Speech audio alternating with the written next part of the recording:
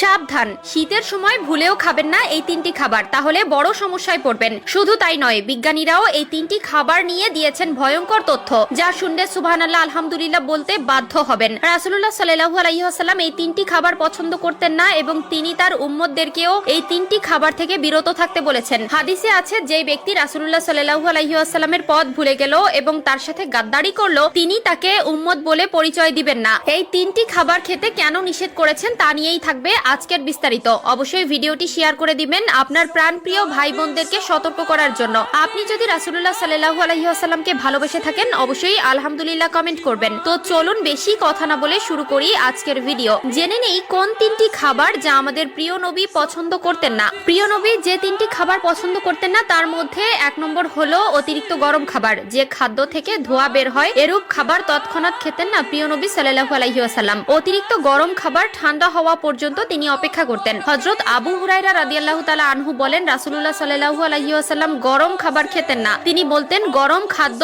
বরকতহীন। নিশ্চয়ই আল্লাহ তাআলা আমাদের আগুন খাওয়াননি। যেসব খাবার হালাল হওয়া সত্ত্বেও নিজের বা অন্যের জন্য কষ্টকর বা ক্ষতিকর হয় তা খাওয়া থেকে নবীজি সাল্লাল্লাহু আলাইহি ওয়াসাল্লাম বিরত থাকতেন। উম্মতকেও এসব খাবার খেতে নিষেধ করেছেন। শীতের সময় আমরা অনেকেই গরম খাবার খেতে ভালোবাসি। অবশ্যই এ বিষয়ে সতর্ক থাকবেন। অতিরিক্ত গরম খাবার থেকে বিরত থাকবেন। আধুনিক বিজ্ঞান বলছে অতিরিক্ত গরম খাবার পাকস্থলীর জন্য ক্ষতিকর এবং গরম খাবার খাদ্যনালীর ক্ষতি করে। এমনকি গরম খাবার ফু দিয়েও খেতে নিষেধ করা হয়েছে। আধুনিক বিজ্ঞান বলেছে মানুষের নিঃশ্বাসে থাকে কার্বন ডাই অক্সাইড। অবশ্যই বাঁচতে হলে এই বিষয় থেকে সতর্ক থাকা অত্যন্ত জরুরি। 2 নম্বরে যে খাবার অপছন্দ করতেন তা হলো কাঁচা পেঁয়াজ। হযরত জাবের রাদিয়াল্লাহু তাআলা আনহু থেকে বর্ণিত, নবীজি সাল্লাল্লাহু আলাইহি ওয়াসাল্লাম বলেছেন, কাঁচা রসুন পেঁয়াজ খেয়ে যেন কেউ আমাদের মসজিদের নিকটবর্তীও না হয়, কেননা মানুষ যেসব দুর্গন্ধের কারণে কষ্ট পায় ফেরেশতারাও তাতে কষ্ট পায়। বুখারী ও মুসলিম শরীফ। তবে রান্না করা গন্ধহীন পেঁয়াজ রসুন খেতে কোনো সমস্যা নেই। কাঁচা পেঁয়াজ খাওয়া হারাম না, তবে খেয়াল রাখতে হবে পেঁয়াজ খেয়ে সঙ্গে সঙ্গে নামাজে না দাঁড়ানোই ভালো। মুখ পরিষ্কার করবে ভালোভাবে,